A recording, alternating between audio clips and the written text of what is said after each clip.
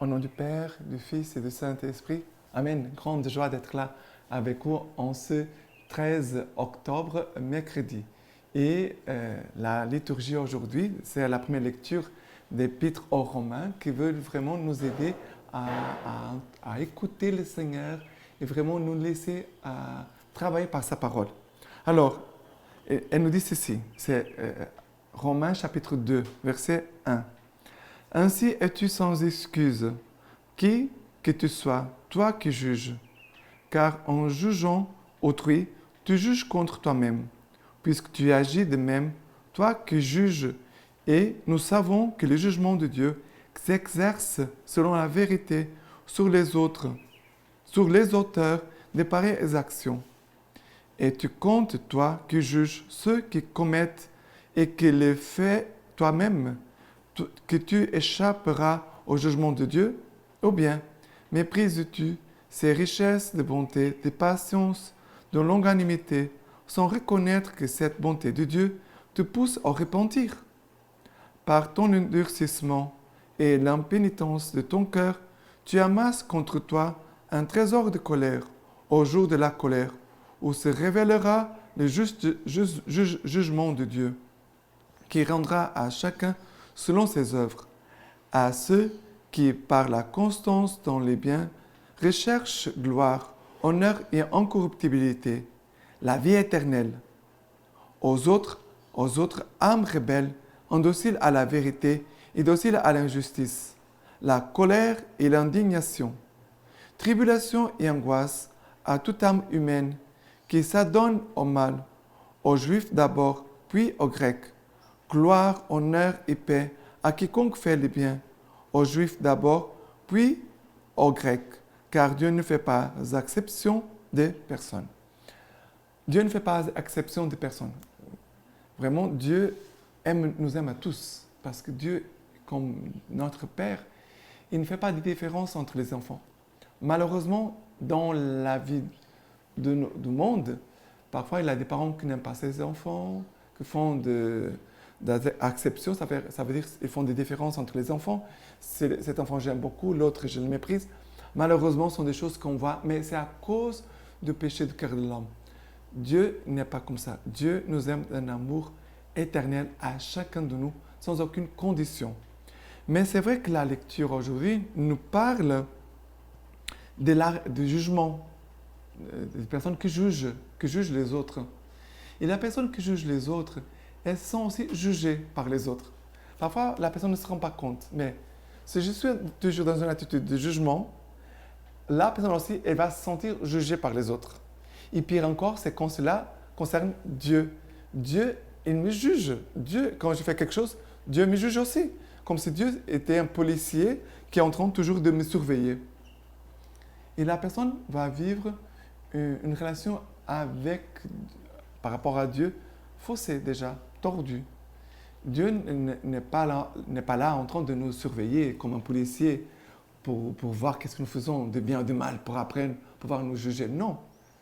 Dieu nous regarde avec amour pour que nous puissions nous repentir, comme dit la parole de Dieu. Dieu, vraiment, il veut que nous puissions nous repentir et aussi quitter notre endurcissement de notre cœur et l'impénitence de notre cœur. Oui, Dieu vraiment veut que notre cœur puisse se repentir et aussi que notre cœur puisse s'ouvrir, qu'il puisse quitter l'endurcissement et aussi l'impénitence. Ça veut dire un cœur qui ne désire pas faire des actes de repentance, de pénitence, voilà, pour me mortifier, pour dire que je regrette mon péché. Non pas seulement de regretter, mais avoir des actions qui manifestent mon repentir. C'est ça que c'est important ici. Contre le jugement, il a le repentir. Le repentir, c'est quelque chose d'intérieur. Il a un repentir. Je regrette ce que j'ai fait. Mais après, il y a de quitter l'endurcissement du cœur, ça veut dire la fermeture de notre cœur, que c'est fermé dans notre péché, que c'est fermé par rapport à l'amour envers Dieu et les autres, mais aussi les œuvres et c'est par de l'impénitence. Ça veut dire qu'on doit aussi manifester notre repentir par des actions concrètes. D'accord? Il y a aussi plusieurs choses ici, mais que nous puissions vraiment chercher la gloire de Dieu, l'honneur de Dieu, l'incorruptibilité, ça veut dire aussi chercher la vie éternelle. Ça doit être ça. Le sens de notre vie, c'est de chercher la gloire, l'honneur et l'incorruptibilité. Ça veut dire chercher la vie éternelle. Dieu, il est éternel. Il veut nous introduire dans sa vie qui est une vie éternelle. D'accord? Maintenant, le psaume d'aujourd'hui, c'est le psaume 62, versets 6 à 9. En Dieu seul repose-toi, mon âme. De lui vient mon espoir. Lui seul mon rocher, mon salut. Ma citadelle, je ne chancelle pas. En Dieu, mon salut et ma gloire. Le rocher de ma force. En Dieu, mon abri. Fiez-vous à lui, peuple, en tout temps. Devant lui, épanchez votre cœur. Dieu nous est un abri. En Dieu seul repose, toi, mon âme. En Dieu repose mon âme. Le jugement fait que la personne n'a pas de paix intérieure. Parce qu'elle est toujours en train de juger, elle se sent aussi jugée, et cela met le trouble, l'inquiétude dans l'âme. La personne n'a pas de paix. Quitter le jugement, ça veut dire entrer dans une attitude d'humilité. Je ne juge pas. Qui suis-je pour juger les autres? Je ne dois même pas me juger à moi-même, parce que c'est Dieu qui doit juger toutes choses. Alors, quitter le jugement, c'est entrer dans une attitude d'humilité et de vérité. Et cet amour, cette humilité et cette vérité nous font vivre l'amour de Dieu et la paix de Dieu. Très important. Ça, très important. Renoncer au jugement. Je ne veux pas continuer de juger. Ni les autres, ni moi-même. Parce que la personne aussi qui juge beaucoup les autres, elle se juge aussi beaucoup elle-même. Souvent, c'est comme ça. Et elle se sent aussi jugée. On doit renoncer, arrêter ça. Toutes ces paroles-là, mauvaises, méchantes, qui ne construisent rien de bon. Et entrer dans une attitude d'humilité et de vérité qui nous permet vraiment d'entrer dans une attitude d'amour et de paix intérieure. D'accord? Voilà ce que je veux parler à partir du psaume d'aujourd'hui. Maintenant, par rapport à l'évangile d'aujourd'hui, c'est Luc, chapitre 11, versets 42 à 46. Et nous dit ceci. « Mais malheur à vous, les pharisiens, qui acquittez la dîme de la menthe, de la rue et de toute plante potagère, et qui délaissez la justice et l'amour de Dieu. Il fallait pratiquer ceci. Sans omettre cela, malheur à vous, les pharisiens, qui aimez les premiers sièges dans les synagogues et les salutations sur les places publiques. Malheur à vous, qui êtes comme les tombeaux que rien ne signale et sur lesquels on marche sans le savoir. Prenons alors la parole. Un des légistes lui dit, « Maître, en parlant ainsi, tu nous outrages, nous aussi. » Alors il dit, « À vous aussi, les légistes, malheur, parce que vous chargez les gens de fardeaux impossibles à porter, et vous-même ne touchez pas à ces fardeaux d'un seul de vos doigts. » Ici, Jésus, il dit des paroles dures, c'est vrai, pardon, mais Jésus, il va dire, pourquoi les pharisiens sont malheureux? Je dis malheur, vous êtes malheureux. Parce que vous payez la dîme de la menthe, de la rue, de toute plante potagère, et vous délaissez la justice et l'amour de Dieu. Ça veut dire que vous faites des actions sans aucune valeur. Parce que, qu'est-ce que c'est plus important? La justice et l'amour de Dieu. Et la personne ne cherche pas la justice ni l'amour de Dieu. Il est en train de bricoler, de faire des petites choses pour laisser sa conscience tranquille. Anesthésiée, on pourrait dire comme ça. Il y a beaucoup de chrétiens qui font des petites choses, des œuvres, des petites actions, mais pour laisser leur conscience tranquille. Mais est-ce qu'ils sont en train de chercher la justice et l'amour de Dieu? Non. Et pour cela, ils n'entrent pas dans une conversion plus profonde. Ils n'entrent pas dans une attitude, dans une connaissance de l'amour de Dieu plus profond. Ils n'entrent pas. il n'entre pas, il reste dehors. Et c'est cela le malheur. Dieu est là, devant nous, avec tous ses biens et tout ce qu'il est pour nous, et la personne n'arrive pas à entrer dans cette intimité. C'est comme si quelqu'un qui reste dehors et n'entre pas. C'est comme le fils prodigue. Quand il revient à la maison, il vient tout sale, il avait tout perdu, tout blessé, mais le Père l'a introduit dans la maison. L'accueil de Dieu, le Père en fait, ici c'est l'image de Dieu, le Père, qui accueille son enfant, qui le couvre de baisers, qui l'embrasse, le Père le fait entrer dans la maison, dans l'intimité de lui-même en fait. La maison, ça veut dire l'intimité de lui-même.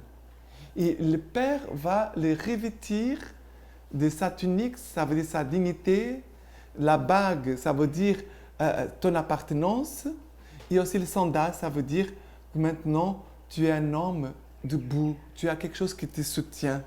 C'est Dieu vraiment qui veut nous couvrir, nous soutenir et nous dire « Tu m'appartiens, tu es à moi ». Pécheur que tu es, pécheur que je suis, mais nous sommes à lui. Et entrant dans cette intimité avec Dieu, nous entrons dans la connaissance de la justice et de l'amour de Dieu pour nous. Et après, nous pouvons aussi faire des actes de justice selon Dieu et d'amour selon Dieu. Ce n'est pas la justice et l'amour des hommes, parce que les hommes sont très durs. Ils sont des tyrans, les hommes. Mais Dieu, vraiment, nous permet toujours de recommencer. Dieu nous permet toujours de revenir à lui. Et Dieu aussi veut faire de nous des signes de son amour et de sa justice. Et l'amour et la justice de Dieu, en fait, c'est la miséricorde de Dieu. C'est la miséricorde de Dieu, le pardon de Dieu, le salut de Dieu que nous est toujours offert. D'accord? Maintenant, voilà. Et on pourrait parler d'autres choses, mais je pense qu'ici, on trouve déjà l'essentiel. Maintenant, la lecture patristique d'aujourd'hui. La vraie lumière qui éclaire tout homme, de Saint Maxime, le confesseur.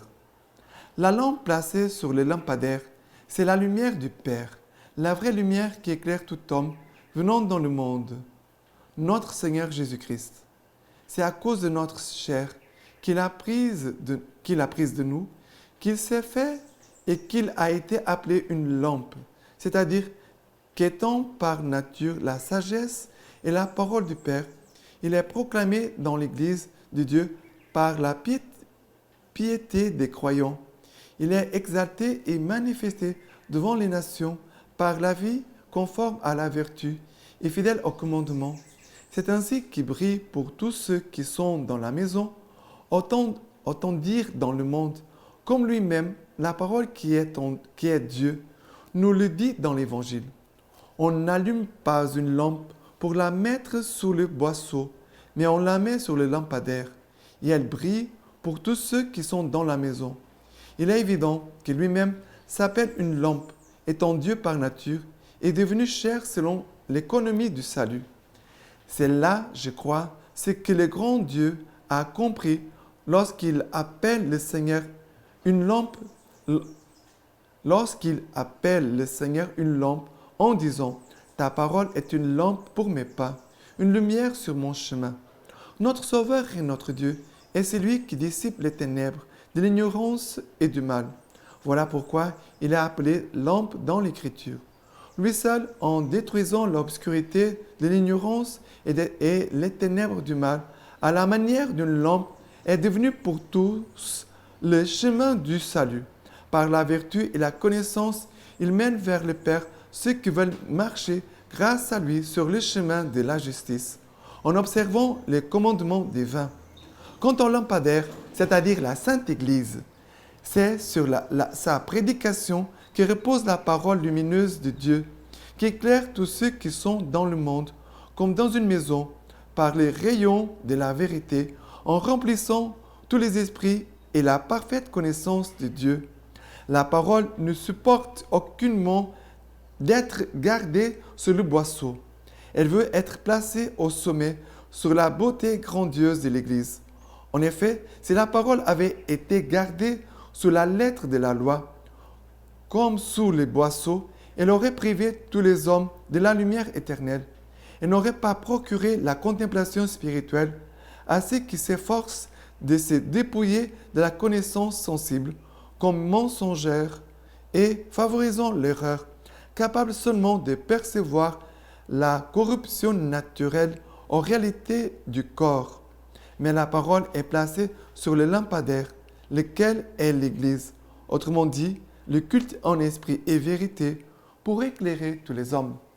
La lettre, en effet, si elle n'est pas comprise selon l'esprit, n'a pas d'autre sens que celui qui est enfermé dans son expression, et elle ne permet pas à l'esprit d'atteindre l'essence de ce qui est écrit. La lampe, c'est-à-dire la parole qui allume la flamme de la connaissance, ne la plaçons pas sous le boisseau par notre pensée et notre pratique. Alors, nous ne serons pas condamnés pour avoir étouffé sous la lettre la force incompréhensible de la sagesse. Plaçons-la sur le lampadaire qu'est l'Église, au sommet de la véritable contemplation, qui fait flamboyer pour tous la lumière des vérités divines. Et maintenant, je vous laisse la bénédiction par les mains toutes pures de la Vierge Marie. Le Dieu Tout-Puissant vous bénisse et vous garde, le Père, le Fils et le Saint-Esprit. Amen.